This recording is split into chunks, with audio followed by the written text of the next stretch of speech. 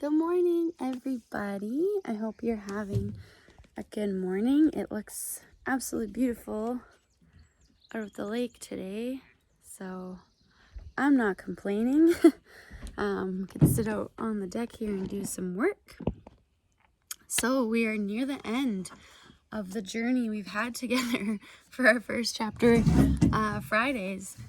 I've really appreciated some of the feedback that some of you have given me, just saying how you enjoy it. People are requesting that I do it over the summer. Sorry, not gonna happen, but I've had fun doing this too. And just feels like I can connect with everybody a little bit. So I'm definitely mixing it up this week.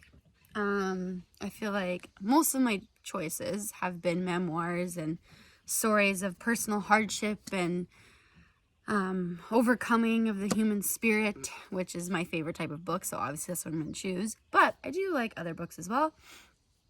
One of my first choices was like a murder mystery, and that's one of my favorites.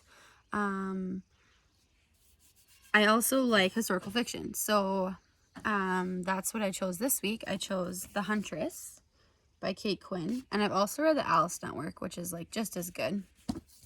She really likes female characters, and she really likes these like revenge type stories post like World War II, and so that to me is like extremely interesting.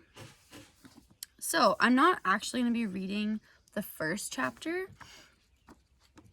but it's kind of like the first chapter. How she writes is she goes by character, in not like a diary style, but like each character, like sections, they have like their own history and like about their life, blah blah blah. So I'm going to read, if I can find it.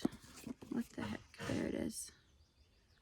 Okay, so technically it's chapter 3, but it's the first section for this character, so that's how I'm getting away with it being the first chapter, in my opinion. Okay, so again, this is kind of like a post World War II, and there's a female character in Boston, there's a male character in Europe, and then there's this other female character that she starts off in Russia in a very desolate area, and her just showing how her upbringing has affected her life. So her name is Nina. So before the war, Lake Baikal, Siberia, and there's a lot of words in here that are Russian and that I don't know how to say properly, so sorry. She was born of lake water and madness. To have the lake in her blood, that was to be expected. They all did. Anyone born on the shore of Baikal, the vast rift lake at the eastern edge of the world. Any baby who came into the world beside that huge lake lying like a second sky across the taiga knew the iron tang of lake water before they would ever know the taste of mother's milk. But Nina Borisovna-Markovo's blood was banded with madness like the deep striations of winter lake ice. Because the Markovs were all madmen. Everyone knew that. Everyone knew them, swaggering and wild-eyed and savage as wolverines. I breed lunatics, Nina's father said. When he was deep into the vodka he brewed in his hunting shack behind the house. My sons are all criminals, and my daughters are all promiscuous. And he'd lay about him with huge, grimmed fists, and his children hissed and darted out of the way like sharp-clawed little animals. And Nina might get an extra clout because she was the only tiny, blue-eyed one in a litter of tall, dark-eyed sisters and taller, dark-eyed brothers. Her father's gaze narrowed whenever he looked at her. Your mother was a Rusalka, he'd growl, huddled in his shirt, half covered by a clotted black beard. What's a Rusalka? Nina finally asked at 10. A lake witch who comes to shore trailing her long green hair, luring men to their deaths, her father replied. Dealing a blow, Nina ducked with liquid speed. It was the first thing a Markov child learned, to duck. When you learned to steal, scrapping for your own portion of watery borscht and hard bread because no one shared, not ever. Then you learned to fight. When the Other village boys were learning to net fish and hunt seals. The girls were learning to cook and mend fishing nets. The Markov boys learned to fight and drink, and the Markova girls learned to fight and screw. That led to the last thing they learned, which was to leave. Get a man who will take you away, Nina's next older sister told her. Olga was gathering her clothes, 15, her body rounding, eyes already trained west in the direction of Irkutsk, the nearest city, hours away beyond the Siberian horizon. Nina couldn't imagine what a city looked like. All she'd ever seen was the collection of ramshackle huts that could barely be called a village, fishing boats silvery and pungent with fish scales, the endless spread of the lake. Get a man, Olga repeated, because that's the only way you'll get out. I'll find a different way, Nina said. Olga gave her spiteful scratch in farewell and was gone. None of Nina's siblings ever came back. It was everyone for themselves, and she didn't miss them until the last brother left, and it was just her and her father. Little Wasilka. He slung Nina around the hut as she hissed and scratched at the huge hand tangled in her wild hair. I should give you back to the lake. He didn't frighten Nina much. Weren't all fathers like hers? He loomed as large in her world as the lake. In a way, he was the lake. The villagers sometimes called the lake the old man. One old man stretched blue and rippling out the doorstep, and the other old man banged her around the hut. He wasn't always wild. In mellow moods, he sang old songs of Father Frost and Baba Yaga, stropping the straight razor that always swung at his belt. In those moods, he'd show Nina how to tan a pelt from seals he shot with the ancient rifle over the door. Took her hunting with him and taught her how to move over the snow in perfect silence. Then he didn't call her a Rusalka. He tugged her ear and called her a little huntress. If I teach you anything, he whispered, let it be how to move through the world without making a sound, Nina Borsnova. If they can't hear you coming, they'll never lay hands on you. They haven't caught me yet. Who, Papa? Stalin's men. He spat. The ones who stand you against a wall and shoot you for saying the truth. That comrade Stalin is a lying, murdering pig who shits on the common man. They kill you for saying things like that, but only if they can find you. So keep silent feet and they'll never hunt you down. You hunt them down instead. He'd go on like that for hours until Nina dozed off. Comrade Stalin is a Georgian swine. Comrade Stalin is a murdering sack of... Stop him saying those things, the old woman who bartered clothes whispered to Nina when she came to trade. We're not so far out on the edge of the world that the wrong ears can't hear us. That father of yours will get himself shot, and his neighbors. He says the Tsar was a murdering sack of shit too, Nina pointed out, and Jews and the natives and any seal hunters who leave carcasses out on our section of shore. He thinks everything and everyone is shit. It's different to say it about Comrade Stalin. Nina shrugged. She wasn't afraid of anything. It was another curse in the Markov family. None of them feared blood or darkness or even the legend of Baba Yaga hiding in the trees. Baba Yaga is afraid of me, Nina said to another village child when they were scraping furiously over a broken doll. You'd better be afraid of me too. She got the doll, thrust at her by the child's mother, who crossed herself in the old way, the way people did before they learned that religion was the opiate of the masses. Fearlessness, hey? Nina's father said when he heard. That's why my children will all die before me. You fear nothing, you get stupid. It's better to fear one thing, Nina. Put all the terror into that, and it leaves you just careful enough. Nina looked at her father wonderingly. He was so enormous, wild as a wolf, she could not imagine him afraid of anything. What's your fear, Papa? He put his lips to her ear. Comrade Stalin. Why else live on the lake, the size of the sea, as far east in the world as you can go before falling off? What's as far west as you can go before falling off? The sun went west to die, and most of the world was west of here. But beyond that, Nina hardly knew. There was only one schoolmaster in the village, and he was almost as ignorant as the children he taught. What's all the way west? America? Nina's father shrugged. Godless devils, worse than Stalin. Stay clear of Americans. They'll never catch me, tapping her toes. Silent feet. He toasted that with a swallow of vodka and one of his rare knife-edged smiles. A good day. His good days always came back to bad ones, but that never bothered her because she was fast and silent and feared nothing, and she could always keep out of reach.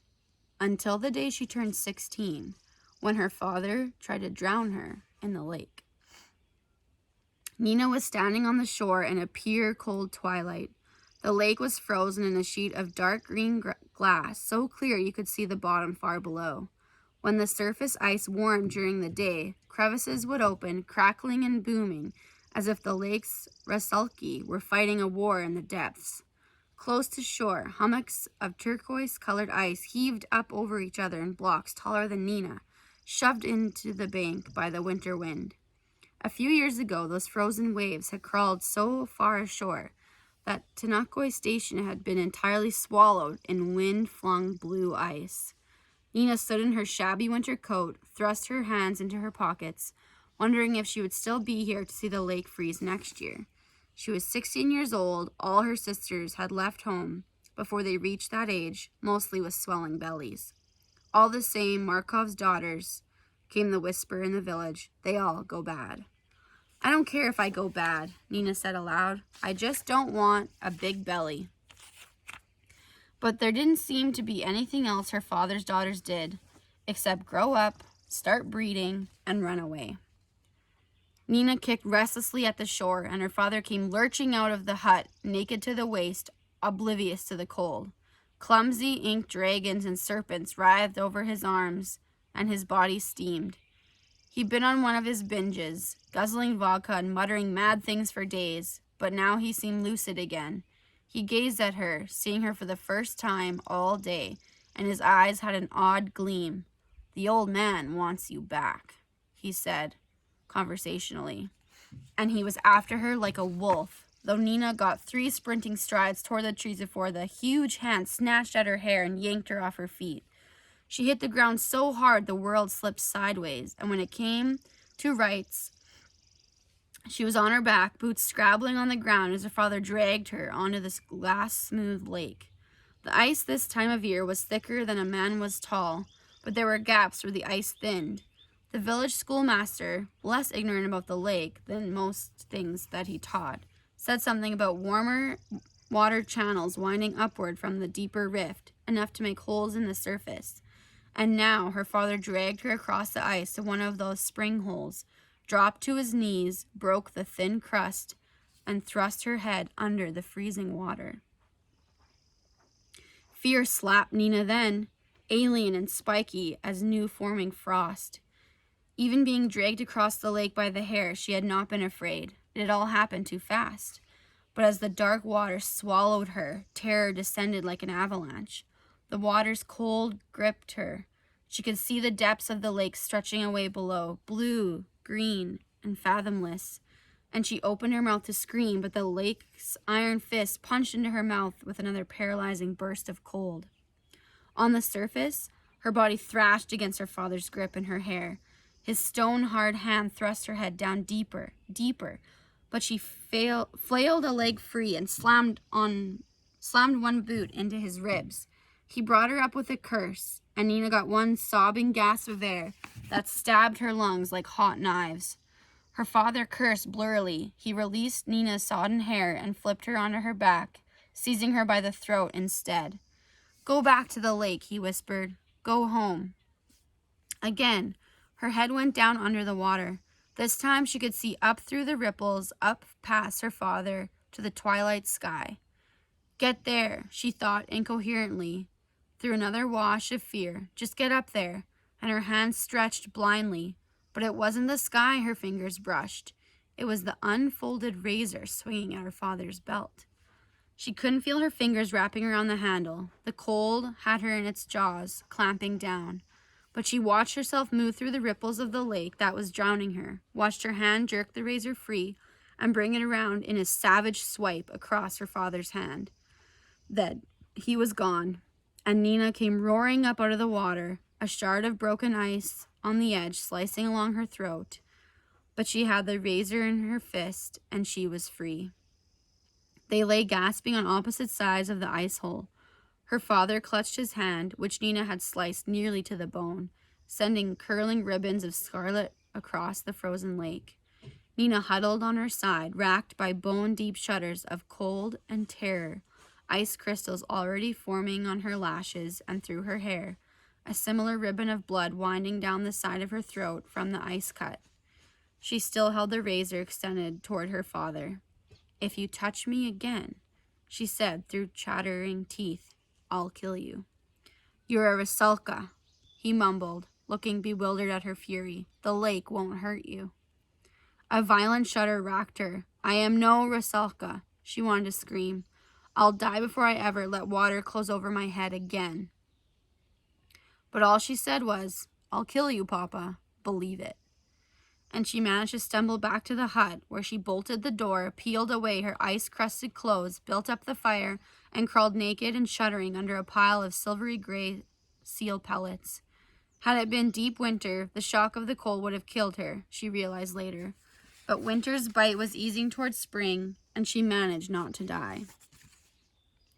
Her father slept it off in the hunting shack while Nina lay shivering under her furs, still gripping the razor, breaking into hiccuping little sobs whenever she thought of the water lapping over her face, filling her mouth and nose with its iron tang. "I have my one fear," she thought. From that day forward, as far as Nina Markova was concerned, if it wasn't death by drowning, it wasn't worth being afraid of. "Get away from here," she thought, unpeeling from the furs long enough to find her father's vodka and take several enormous gulps of the oily, peppery stuff. Get out. The thought pounded. Go where? What's the opposite of a lake? What's the opposite of drowning? What lies all the way west? Nonsensical questions. Nina realized she was half drunk. She crawled under the furs again, slept like the dead, and woke with a crust of blood on her throat, where the lake's icy fingers had tried to kill her, and that one clear, cold thought. Get out. Oh my goodness. What's the opposite of drowning? I don't know. But anyways, this book is super good. Highly recommend it. So yeah, this is our second last one. So I hope you enjoyed it, and I'll see you next week for the last one. Have a good day.